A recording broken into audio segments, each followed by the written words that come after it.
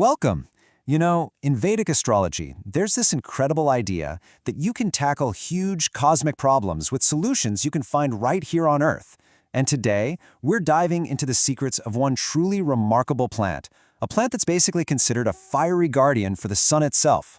So let's just jump right in with a pretty wild question. Can a simple, humble plant, something just growing in the ground, really have the power to realign your planets and, reshape your destiny?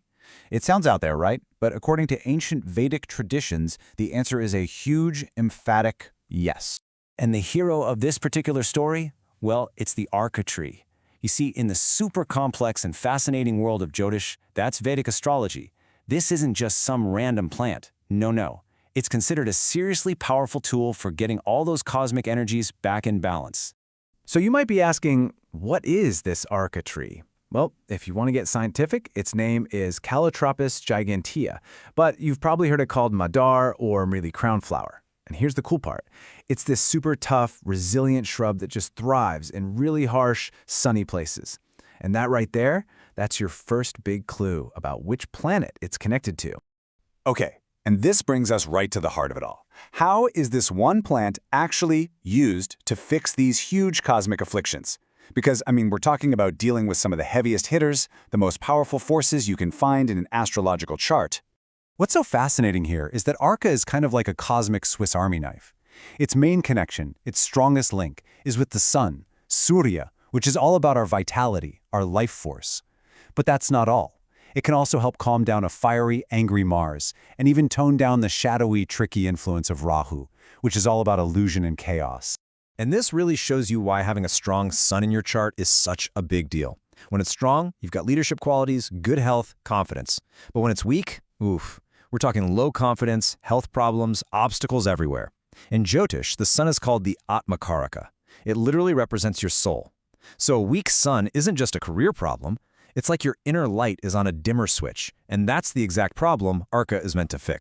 Okay, so beyond the sun, Arcana has another major job, dealing with something called mangled dosha. To put it simply, this is an astrological condition where Mars is placed in a way that's believed to cause a lot of conflict, arguments, and big delays in marriage. And trust me, in the world of Vedic astrology, this is a huge deal. All right, so we've laid out the problems: a weak sun, a disruptive Mars. The big question now is, how do you actually use the Arka tree to fix them?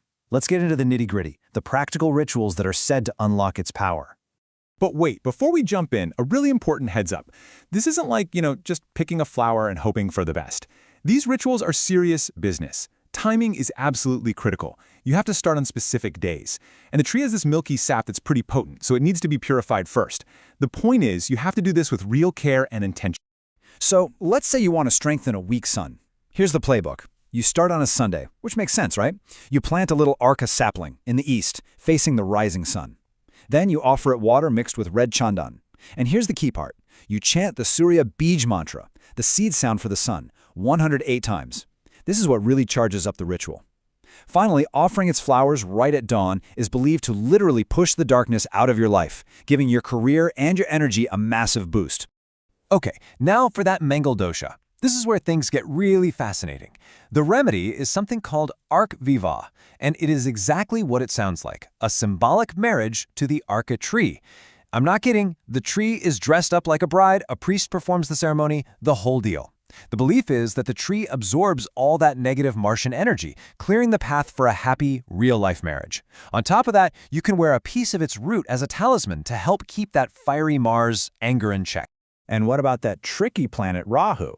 Well, for that, the remedy taps into an even higher power. See, the Arka tree is super sacred to Lord Shiva, and Shiva is the one who's said to have control over Rahu. So the ritual involves a special bath using the roots of the white Arka on a new moon. It's supposed to just wash away all of Rahu's confusion and illusions, leaving you with total clarity. So let's just boil it all down. For the sun, you've got the planting and flower offerings for more vitality. For Mars, it's that incredible symbolic marriage and the root locket for peace and harmony. And for Rahu, it's the root bath to get that crystal clear focus. 3 different planets, 3 targeted fixes, all from one amazing plant.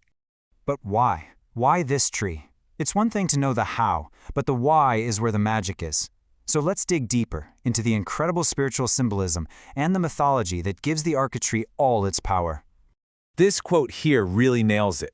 The big connection is with Lord Shiva. Its flowers are seen as embodying his most intense, fierce energy, called Rudra's rage, but it's rage that's been transformed into a power for renewal and cleansing. Think of it like this. It burns away all the bad stuff, all the negativity, the same way the sun just dissolves the darkness of night. And that powerful purifying force, that's what gives it the juice to handle a shadowy planet like Rahu. And then there's the white variety, Shwet Arka, which is on a whole other level. The belief is that it actually houses the essence of Lord Ganesha himself, the ultimate remover of obstacles.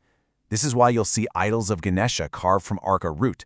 They're considered unbelievably powerful. And you can see its power ripple out into other areas too. In Ayurveda, for example, its physical cleansing properties are seen as a direct mirror of the sun's spiritual cleansing. In chakra healing, just meditating near an Arka tree is thought to help align your solar plexus chakra. And just look at the plant itself. The fact that it can thrive in a harsh desert is a beautiful lesson, right? It's all about finding strength and light even when things are tough. Okay, so as we start to bring this all together, what's the big lesson here? What's the truth we can take away from this thorny, sun-worshipping plant? Well, it's really a story about what power actually is and where it comes from. I just love this final quote. Stellar sovereignty sprouts from surrendered spines. It's so poetic. What it's saying is that real control over your destiny doesn't come from trying to fight the planets or force things to happen. It comes from surrender, from humbling yourself enough to do a ritual, to connect with nature. Every single one of these remedies, planting a tree, offering a flower, even that symbolic marriage, it's all about working with the universe's energies, not against them. It's about admitting we could use a little help from these amazing earthly guardians. And that really leaves us with one final thought to chew on. If anything, the story of the Arka tree proves that the most incredible power can be hiding in the most ordinary-looking places. So it makes you wonder, doesn't it?